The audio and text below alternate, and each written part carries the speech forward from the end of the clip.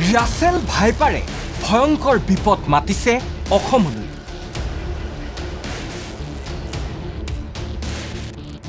বিষাক্ত ৰাছেল ভাইপাৰৰ দংশনত অসমত মৃত্যু এজন লোকৰ। অসমৰ জলবায়ুৰ লগত মুঠেই খাপ নোখোৱা ৰাছেল ভাইপাৰ প্ৰজাতিৰ বিষাক্ত সাপবিধ হঠাৎ অসমলৈ আহিল কেনেকৈ? বিষাক্ত ৰাছেল ভাইপাৰৰ দংশনে নিমিষতেই প্ৰাণ কাঢ়িব পাৰে যিকোনো লোকৰ। অতিশয় বিষাক্ত আৰু খুবেই আক্ৰমণাত্মক এই ৰাছেল ভাইপাৰ। পৃথিৱীৰ 10টা বিষাক্ত সাপৰ ভিতৰত থকা ৰাছেল ভাইপাৰ এতিয়া অসমৰ চুকে কোণে। এই সাপবিধৰ বিষ ইমানেই বেছি যে ৰাছেল ভাইপাৰৰ দংশনে এজন ব্যক্তি হাস্পতাল পোৱাৰ পূৰ্বেই মৃত্যুমুখত পৰিব পাৰে। এই ৰাছেল ভাইপাৰৰ দংশনতেই মৃত্যু হৈছিল তন্ময় কেওট নামৰ তেজপুৰৰ এজন 13 বছৰীয়া কিশোৰৰ। অসমত প্ৰথম ৰাছেল ভাইপাৰৰ দংশনত মৃত্যু হৈছিল তন্ময় কেওটৰ। এই সন্দৰ্ভত প্ৰকৃতিপ্ৰেমী সৰ্পবান্ধৱ সৌৰভ বৰকটকীয়ে ক'লে, বিহগুৰি কলিতা গাঁৱৰ পথাৰত তন্ময় কেওট নামৰ এজন 13 বছৰীয়া শিশুৰক ৰাছেল ভাইপাৰে দংশন কৰিছিলে। আৰু তন্ময় কেওটক তেতিয়া ততাতৈয়াকৈ আমি মিছন হস্পিটেল আনিছিলোঁ। মিছন হস্পিটেলত ইনেৰে আনি চিকিৎসা আৰম্ভ কৰাইছিলোঁ। তন্ময় কেওটক 10টা এণ্টিভেনম, 20টা এণ্টিভেনম, 30টালৈকে এণ্টিভেনম দিলোঁ, কিন্তু তন্ময় কেওট সুস্থ নহ'ল। শেষত পৰীক্ষা কৰা গৈছে তন্ময় বিষ হৈ কিডনি পাইছে। এই সাপৰ বিষ ইমানেই বেছি যে ইয়াৰ এটা দংশনে 150 মিলিগ্ৰামতকৈ অধিক বিষ ঢালিব পাৰে দংশন কৰা ব্যক্তিক।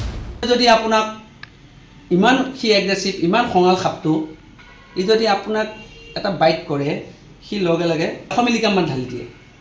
150 মিলিগ্ৰামমান ঢালে এই সাপটো ইমান ভয়ংকৰ।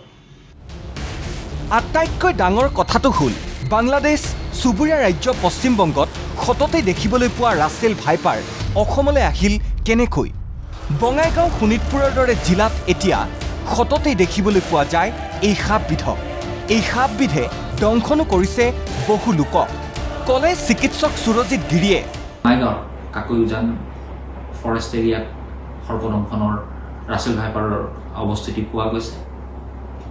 কাকৈউজানত 2016 বৰ্ষত এজনক ৰাছেল ভাইপাৰে দংশন কৰিছিল। তেখেতে অজগৰৰ পোৱালি বুলি ধৰিবলৈ গৈছিল আৰু ধৰিবলৈ যাওঁতে তেওঁক দংশন হৈছিল। তেখেতক এণ্টিভেনম দি চিকিৎসা প্ৰদান কৰা হৈছিল বঙাইগাঁৱতে, আৰু তেওঁ সম্পূৰ্ণৰূপে সুস্থ। তেওঁলোকৰ পিছত 2023 বৰ্ষত 2জন ৰোগীৰ বঙাইগাঁৱতে আপোনাৰ ৰাছেল ভাইপাৰে দংশন কৰিছিল। সেই 2জন ৰোগীৰ এণ্টিভেনম প্ৰয়োগ কৰাৰ কাৰণে তেওঁ সম্পূৰ্ণৰূপে সুস্থ হৈ আছে। অসমত ৰাছেল ভাইপাৰৰ যে বংশবৃদ্ধি হৈছে সেই কথাও নিশ্চিত কৰিলে সৌৰভ বৰকটকীয়ে।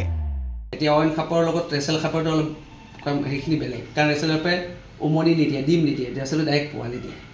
এটা ৰাছেল ভাইপাৰে প্ৰায় 30ৰ পৰা 40টা পোৱালি দিয়ে।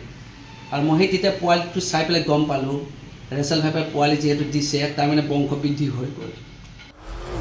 ইফালে সাপবিধ অসমত কেনেদৰে আহিল বা প্ৰৱেশ কৰিলে এই সন্দৰ্ভত ক'লে বিশেষজ্ঞ চিকিৎসক সুৰজিৎ গিৰিয়ে।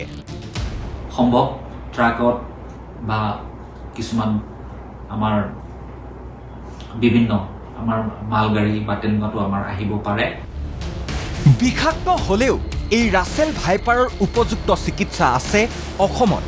যদিহে এই সাপবিধে দংশন কৰে তেন্তে তাৎক্ষণিকভাৱে কি কৰিব লাগিব তাকো বুজাই দিলে সৰ্পবান্ধৱ খ্যাত সৌৰভ বৰকটকীয়ে। আৰু ৰাছেল ভাইপাৰৰ যদি ভয় নাখাব, ৰাছেল ভাইপাৰে দংশন কৰিছে আপুনি চিন্তা কৰিব, চিকিৎসা আছে, কিন্তু খালি মানুহজন ধৈৰ্য ধৰিব লাগিব, মানুহজন অধৈৰ্য হ'ব নালাগে, আৰু মানুহজন ভয় কৰিব নালাগে। সৰ্পটোক দংশন কৰিছে, ধুনীয়াকৈ তেওঁক দাঙি নিব লাগে একদৰি, আৰু দাংকোলাকৈ দাঙি নি পেলাই তাইক বাইকত বহাই পেলাই হস্পিটেলত তেওঁক খোজ চোজ কাঢ়িব দিব নালাগে যেনেকৈ আমাৰ। সেইকাৰণে মই ভয় কৰিবলৈ একো নাই, চিকিৎসা পূৰা আছে। মুছফিক হুছেইনৰ ৰিপৰ্ট, ND24।